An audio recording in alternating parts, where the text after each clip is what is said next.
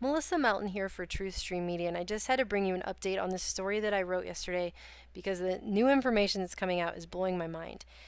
I wrote this story, Report, Was Navy Yard Shooter Gang Stalked with Mind Control Microwave Weapons? And I wrote it because on August 7th, Aaron Alexis, the suspected shooter in the Navy Yard shooting that happened in Washington, D.C. earlier this week, left 13 people dead, actually had called the Rhode Island Police Department on August 7th, claiming that 3 people were sent to follow him and keep him awake by talking to him and sending vibrations through his body. More specifically, he said that he was hearing voices that were talking to him through the walls, floor, and ceiling of his hotel room, which caused him to change hotel rooms three times to try and get away from it. And that they were, quote, using some sort of microwave machine to send vibrations through the ceiling, penetrating his body so he couldn't fall asleep. And he thought these people were going to hurt him. And he implored the officer that he did not have a mental condition, he was just really scared. And these kinds of weapons are not science fiction at all. As soon as I heard that, immediately I went, whoa, because this is something that our government has been doing research on since the Cold War. It's based on Nikola Tesla's research, and it's been around for an awfully long time.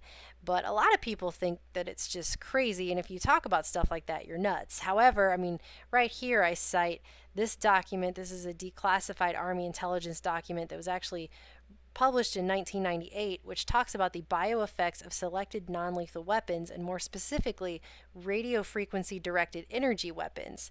And it discusses how these weapons can have the incapacitating effect of microwave hearing, which is to basically voice to skull, put voice communications directly into someone's head that only they can hear, and how this was successfully demonstrated back in 1998, although there are other documents that show it was actually successfully demonstrated many, many years earlier. But that microphones next to a person suffering from this or being targeted by this would not be able to pick up that sound. So it only goes into the person's head that it's being targeted against, and no one else can hear it. And they actually go on to talk about how they can use this kinds of technology to disrupt neural control, and they could activate specific forms of behavior such as sexual, aggressive, and ingestive activities.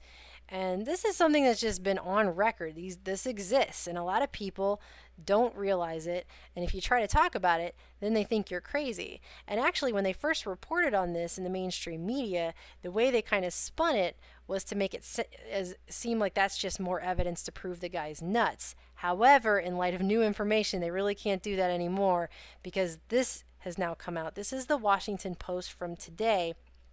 Officials, Navy Yard shooter carved odd messages into his gun before carnage. And this gives me the chills, you guys. The phrases he carved into his weapon were, "better off this way," and "my elf weapon." Ugh. So, ELF, what does that stand for? Well, even the mainstream media admits that ELF stands for extremely low frequency, which is the type of frequencies that are used in these microwave weapons. And then they go on to say they can refer to weather or communication efforts. And it's just blowing my mind because they straight up admit here weather efforts. That means that extremely low frequency waves can be used to modify the weather, and they're admitting it in the mainstream media. I mean, this is the kind of stuff that if you talked about this even 6 months ago, they would be all over you and calling you insane. And they do go on to admit that this is a conspiracy theorist issue, where they talk about how extremely low frequency waves are used in the military project, which was HARP, the High Frequency Active Auroral Research Program. And they say HARP is often cited by conspiracy theorists. Yeah, you think, because this thing is used, obviously, as you even admit here, Washington Post, in modifying the weather. It says so right there. And this article just it goes on to mention several things that I just have to share with you guys. First of all, it talks about how on August 23rd, Alexis visited the VA Medical Center because he was complaining of insomnia, and he went to get sleep medication, and then by 5 days later he was back requesting a refill, complaining that it was attributed to his work schedule. Well, of course he would complain that it was contributed to his work schedule. Do you think he's going to tell them that voices are talking to him, especially after this police report where quite obviously after he was honest and said, hey, I'm hearing all these voices, they're coming through the walls, I think people are using pulse weapons on me. This officer here, if you can see here in this Sharpie markered out portion down here at the bottom, you can still kind of see the tops and bottom of the words. The phrase showing signs of some sort of mental deficiency is used right here. So obviously this officer thought the guy was nuts, and he probably figured out at this point that he can't really be honest with people about what he's suffering through, because if he is, they're probably going to throw him into some kind of psych ward. And on his second visit to the VA, this is when they gave him the antidepressant trazodone, which a lot of people have seized upon and said, oh, see, he was on antidepressants. Yeah, he was, but not before he was having these issues where he thought that he was hearing voices coming through the walls, ceiling, and floor, and that they were using microwave weapons on him. This article also goes on to say that he had been estranged from his family for many years, that they had not talked to their brother in years, so he was definitely a loner and the kind of person that's been targeted in these types of situations. And here's another article talking about it on the Washington Times, 42 days after microwave mind control complaint, Alexis kills 12. And this one, it also mentions the same document that I mentioned, the bioeffects of selected non-lethal weapons, written after my article was written. Just want to point that out. But anyway, they talk about how Julianne McKinney, former director of the Electronic Surveillance Project at the now defunct Association of National Security Alumni in Silver Springs, Maryland, self-identifies as a U.S. Army intelligence veteran, self-published Microwave Harassment and Mind Control Experimentation in '92 and Mind Control in the Secret State in 2008. And according to her paper, she says the long-term objectives of these harassment and experimentation campaigns appear to be to redirect the targeted individual's feelings of hopelessness, anger, and frustration towards racial and ethnic groups and towards select prominent political figures, and to force the individual to commit an act of violence, whether suicide or murder, under conditions which can be plausibly denied by the government. I mean, they're admitting this kind of stuff goes on in the mainstream media. It's blowing my mind. Again, if you had brought this up even 6 months ago, they would have called you insane. And it also goes on to talk about in an eerily similar tragedy on May 30th, 1991, Carl E. Campbell shot a U.S. Navy commander, Edward J. Higgins, at least 5 times with a .22 caliber near a bus stop, leaving him dead, and that a judge found him innocent by reason of insanity because in court papers, prosecutors said Campbell, who'd been treated earlier for paranoid schizophrenia, believed the U.S. government had implanted a mind-controlling computer chip in his brain. Again, these themes continue to come up, and I'm blown away at the fact that you're seeing this in a mainstream media outlet. Like I said, when Alexis went to the VA and he was seeking treatment for his insomnia, he did not mention the stuff that he mentioned in the August 7th police report about hearing the voices. And a lot of support groups tell you not to do that. This is one of them, Freedom from Covert Harassment and Surveillance. This is talking about what can you do if this happens to you. And they say right here, when talking to the police, your doctor, and hospital staff, please do not mention anything about your targeting to them. Do not mention electronic harassment, directed energy weapons, or organized stalking, because if you do, you risk being hauled away to a psychiatric unit.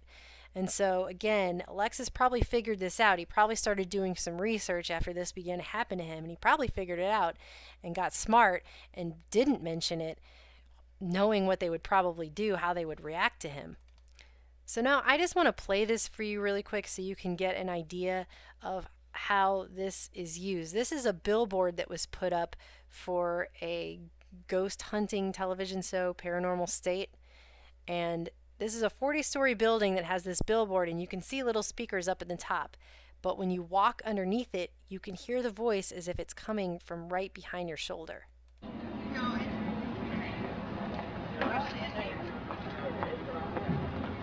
my God.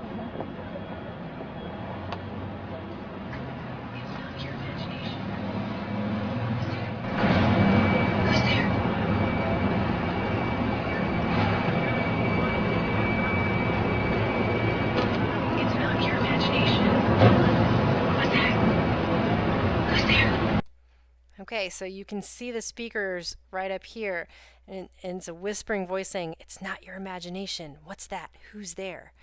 Now, just think about this for a moment. Think about if you had a voice constantly talking to you, whispering things or saying things to you all the time that no one else could hear, right into your mind basically, and that you couldn't get any sleep, and that it went on and on and on. I mean, they could have these people who are doing this compartmentalized. They could be bringing them into a booth and having them record a few statements, not even realizing what those recordings are going to be used for, and then they could be used later, sent out as a directed energy weapon into someone's head, make them hear that over and over and over again, and just to drive them insane. I mean, after you deprive someone of sleep for long enough, I mean, obviously this was going on for weeks.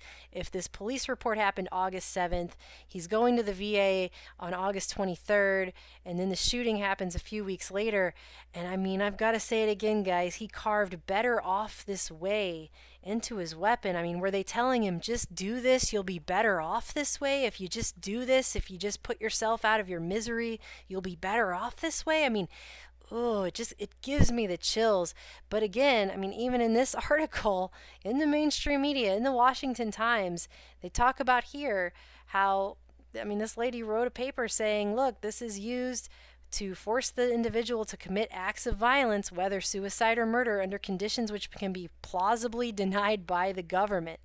And you know, I'm assuming that the only reason they have to come forward with this now is because the information came out about the carvings into his weapon and what they stand for. But if you'd have mentioned this stuff even a few months ago, you would be nuts.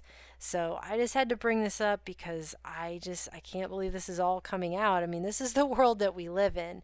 So I'll keep you guys updated on this story. Truth Stream Media.